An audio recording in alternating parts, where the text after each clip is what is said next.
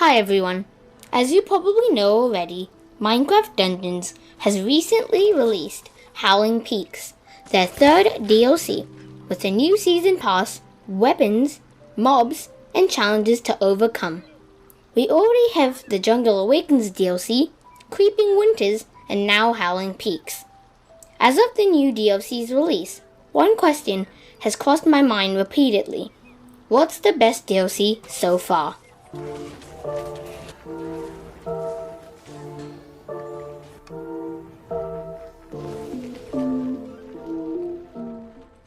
The Howling Peaks DLC starts off with a stray little campsite on top of the windswept peaks. One reason I enjoyed the Howling Peaks was the subtle details and the wonderful color palette of crimson red with scattered flashes of pure white snow and grey cliffs. This design is unlike many levels that are more dark and enclosed, and it gives the level a fresh feel. The closest level to Howling Peaks' look and color palette is Pumpkin Pastures, which in my opinion is one of the most beautiful levels in all of Minecraft Dungeons. And to have another level like it is great. Although there are some similarities between the two levels in looks, there are a few distinct touches that give the Howling Peaks its glorious look that Pumpkin Pastures just can't live up to. Howling Peaks' majestic cliffs and soaring skies, with wonderful color choice of red and splashes of white and grey to accompany the red fit perfectly. When compared to the other previous DLC levels, the Howling Peaks has the perfect balance of ancient ruins and settlements as the Jungle Awakens, but also has the feel of vast extremes of height compared to the extreme wastelands of ice in the Creeping Winters. This is what I enjoy about the Howling Peaks, look and feel, and this is just the tip of the iceberg. Now moving on to the new game mechanics, it only gets better. The Howling Peaks has one core concept that the missions revolve around quite frequently. Although most of the levels include this one simple idea, the way Minecraft Dungeons executes these ideas are awesome. From channels of winds to push you off ledges, a network of flying platforms, and even pipes to move to form a pathway for the wind to navigate to certain objects, such as locked doors that can only be opened with wind. These absurd amount of creative ways to use this core concept gives the Howling Peaks something new to bring to the table. The Howling Peaks DLC has introduced quite a few new mobs, all with their unique qualities that align with the theme of the DLC. Starting off, Dungeons has used a mob we have all seen before, the Ravager. This unnerving beast will charge at any challenger and jab them with their head, doing devastating knockback and damage. One of the new foes introduced is the Windcaller.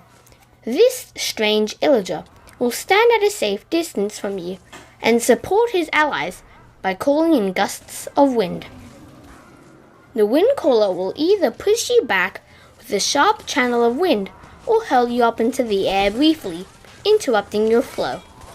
This menace will cause chaos, disrupting you and your squad, and if not controlled early, could easily throw you off your game. The last hostile mobs of the Howling Peaks is the Squall Golem. The Squall Golem acts like another variant of the Redstone Golem. Although it is weaker, it is much more plentiful in numbers than the Redstone Golem. Design-wise, it looks similar to the Tempest Golem, the boss of the Howling Peaks DLC. Out of the whole entire DLC, the thing that sealed the deal for me was definitely the boss fight. The boss of the Howling Peaks DLC is truly unlike any other boss and makes it feel like a breath of fresh air. Before I dive into the boss any longer, I wanted to show some gameplay footage, yet I wanted to keep this video with as little spoilers as possible. So I will provide gameplay footage after analyzing the boss. If you wish to play the boss for yourself, timestamps will be located down in the description below. Now that we have got that out of the way, we can focus on the boss.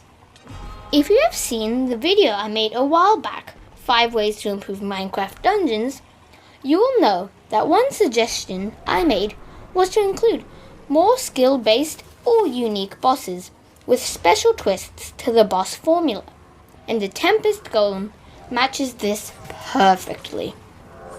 The Tempest Golem will not participate in most of the fighting, and instead will use its goons to dish out the dirty work.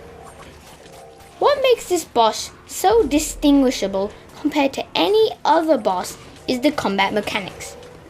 The Tempest Golem is very resistant to all damage, unless you can find a way to expose its core, which is protected by 2 metal plates.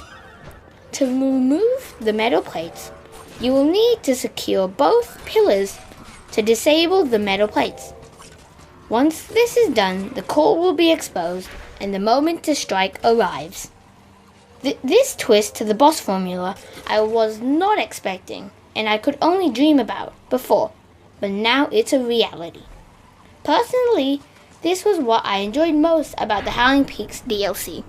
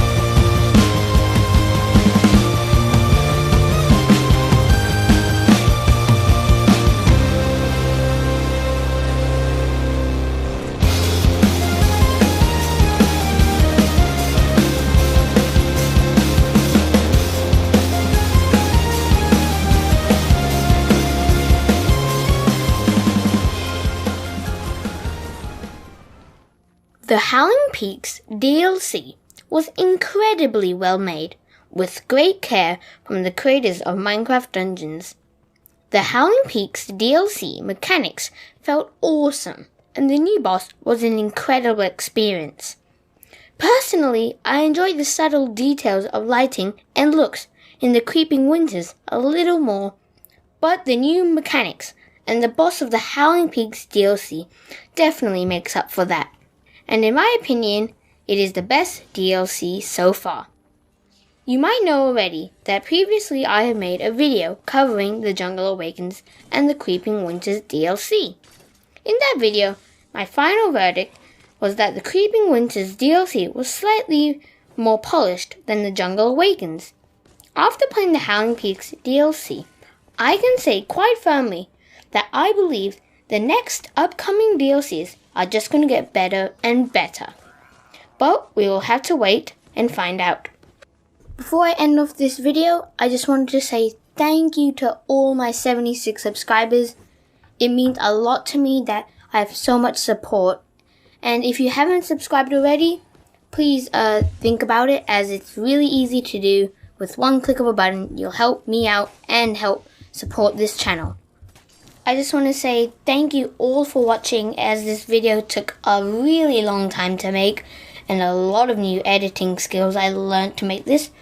But I hope you all have a good day, and bye-bye.